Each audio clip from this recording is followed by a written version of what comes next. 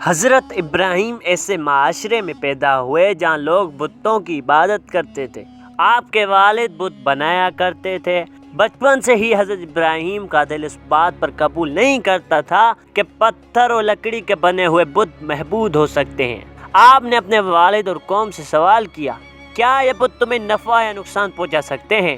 لیکن لوگ اپنی پرانی رسموں کو چھوڑنے کے لیے تیار نہ تھے۔ ایک دن جب سب لوگ شہر سے باہر گئے ہوئے تھے، حضرت ابراہیم علیہ السلام بت خانے میں گئے اور تمام چھوٹے بت توڑ دیے، صرف سب سے بڑے بت کو چھوڑ دیا اور کلاڑی اس کے پاس رکھ دی۔ جب سب لوگ واپس آئے تو غصے میں بھر گئے۔ انہوں نے پوچھا، یہ کس نے کیا؟ حضرت ابراہیم علیہ السلام نے فرمایا، اس بڑے بت سے پوچھ لو اگر یہ بول سکتا ہے۔ لوگوں نے کہا، یہ بت کیسے بول سکتا ہے؟ یوں آپ نے انہیں سمجھایا، جو خود بول نہیں سکتا وہ خدا کیسے ہو سکتا ہے؟ قوم نے فیصلہ کیا کہ حضرت ابراہیم کو سخت سزا دی جائے۔ ایک بہت بڑی آگ جلائی گئی اور آپ کو اس میں ڈال دیا گیا، لیکن اللہ تعالیٰ نے حکم دیا، اے آگ ابراہیم پر ٹھنڈی اور سلامتی والی ہو جا، یعنی کہ نہ زیادہ گرم اور نہ ہی زیادہ ٹھنڈی۔ چنانچہ آگ ٹھنڈی ہو گئی اور حضرت ابراہیم علیہ السلام بالکل محفوظ باہر نکل آئے۔ یہ منظر دیکھ کر لوگ حیران رہ گئے، مگر بہت سے لوگ پھر بھی ایمان نہ لائے۔ اس وقت کے بادشاہ نمرود نے حضرت ابراہیم کو اپنے دربار میں بلایا۔ اس نے پوچھا، تمہارا رب کون ہے؟ حضرت ابراہیم نے فرمایا، میرا رب وہ ہے جو زندگی دیتا ہے اور موت دیتا ہے۔ نمرود نے تکبر سے کہا، وہ بھی زندگی اور موت دے سکتا ہے۔ تب حضرت ابراہیم علیہ السلام نے فرمایا، اللہ سورج کو مشرق سے نکالتا ہے، اگر تم خدا ہو تو اسے مغرب سے نکال کر دکھاؤ۔ یہ سن کر نمرود لاجواب ہو گیا اور اس نے حضرت ابراہیم علیہ السلام کو شہر چھوڑنے کا حکم دے دیا۔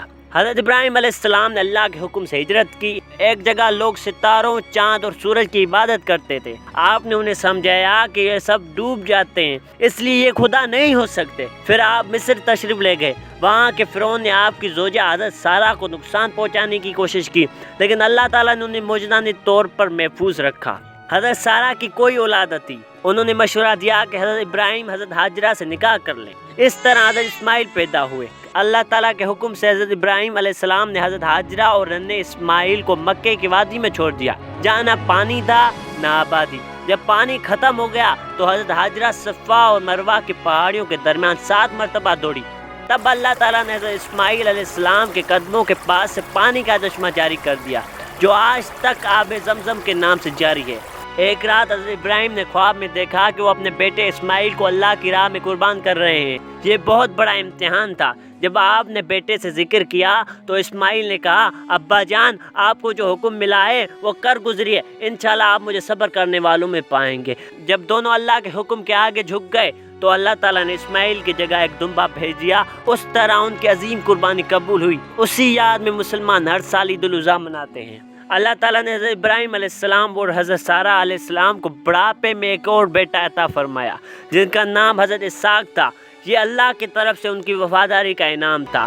بعد میں حضرت ابراہیم علیہ السلام اور حضرت اسماعیل علیہ السلام نے مل کر مکے میں خانہ کعبہ کی تعمیر کی۔ انہوں نے دعا کی کہ یہ گھر ہمیشہ توحید کا مرکز بنے اور لوگ یہاں آ کر صرف ایک اللہ کی عبادت کریں۔ اللہ تعالیٰ نے حضرت ابراہیم علیہ السلام کو حکم دیا کہ لوگوں میں حج کا اعلان کریں۔ آپ نے بلند مقام پر کھڑے ہو کر لوگوں کو پکارا۔ اللہ نے اس آواز کو دنیا بھر میں پہنچا دیا۔ آج بھی ہر سال لاکھوں مسلمان حج اور عمرہ کے لیے مکے میں آتے ہیں۔ حضرت ابراہیم نے 175 سال کی عمر میں وفات پائی۔ آپ کو خلیل الرحمن یعنی اللہ کا دوست کہا جاتا ہے، کیونکہ آپ نے ہر آزمائش میں کامل ایمان، صبر اور وفاداری کا مظاہرہ کیا۔